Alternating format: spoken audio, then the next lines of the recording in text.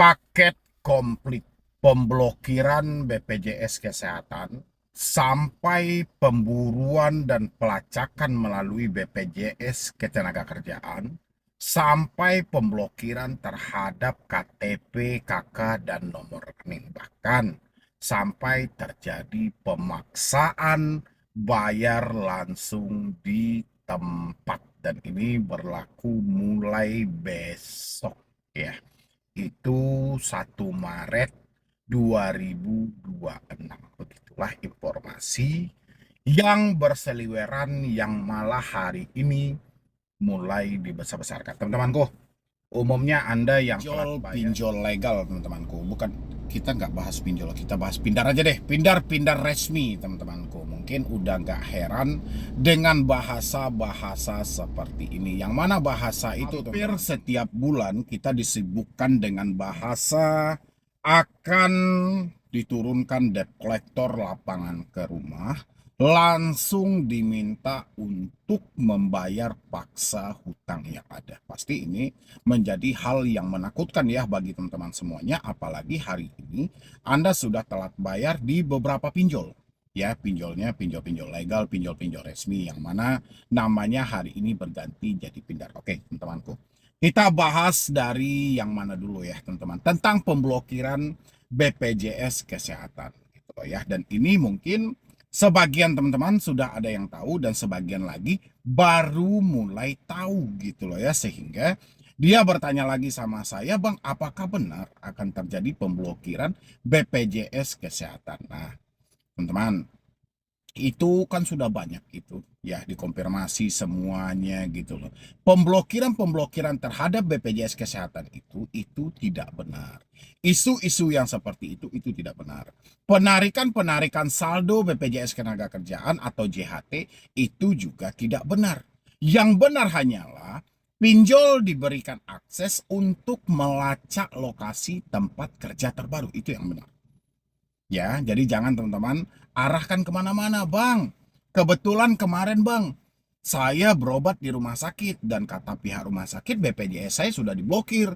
BPJS saya sudah tidak bisa dipergunakan. Itu tidak ada hubungannya dengan pinjol, teman-teman. Coba langsung Anda tanyakan ke Kemensos gitu ya. Anda tanyakan di sana apa yang sedang terjadi. Kalau enggak, Anda langsung hubungi ke pihak BPJS-nya gitu ya. Memang ya pemblokiran massal ini terjadi banyak.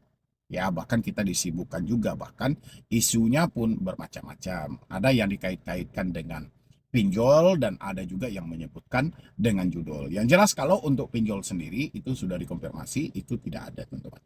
Ya, tapi kalau terindikasi judul mungkin saja. Tapi kalau saya pribadi, teman-teman, ini ada intervensi lain yang jauh lebih besar daripada hal ini yang menimbulkan BPJS Kesehatan itu tidak aktif atau tidak bisa dipakai. Ya, tapi pengurusannya itu kan Anda tinggal datang ke BPJS saja dan registrasi ulang.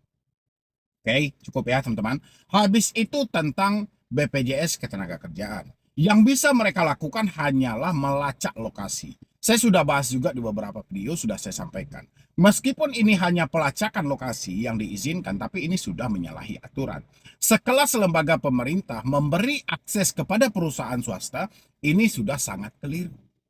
Ya, apalagi ya entah itu permainan oknum atau apa, tapi sekelas data BPJS itu menyangkut data pribadi, sementara kita ada yang namanya PDP, perlindungan data pribadi, ini seakan tidak berfungsi giliran sudah masuk ke aplikasi untuk mengcek BPJS, sehingga terlalu gampang hanya diakses melalui NIK, itu sudah tertera orang itu di mana hari ini.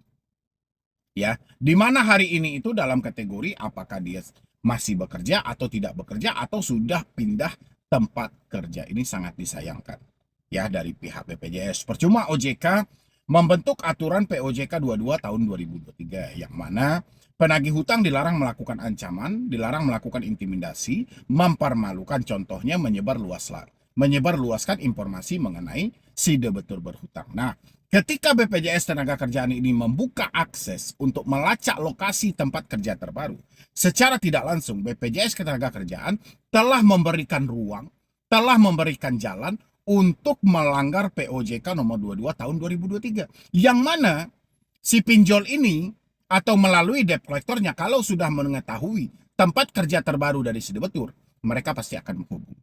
Dan ketika mereka menghubungi, otomatis penyebar luasan informasi mengenai berhutang pasti akan dapat. Dan akhirnya POJK 22 tahun 2023 dilanggar.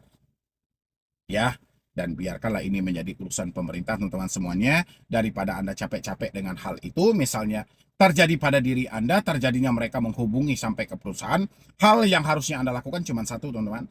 Ambil buktinya dan simpan buktinya dari aplikasi mana. Entah itu merupakan rekaman suara atau rekaman video dan lain sebagainya. Oke, apalagi sampai ada kunjungan-kunjungan ke tempat kerja tanpa ada persetujuan dari diri Anda. Itu juga real pelanggaran dan itu tidak diperbolehkan. Makanya teman-teman, nggak usah terlalu khawatir dengan hal itu, tinggal Anda ambil buktinya dan simpan buktinya. Ya, cukup teman-teman semuanya.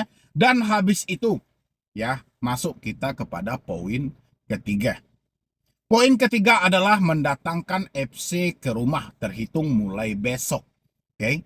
Dan itu diminta untuk melakukan pembayaran paksa di tempat. Teman-teman pasti takut.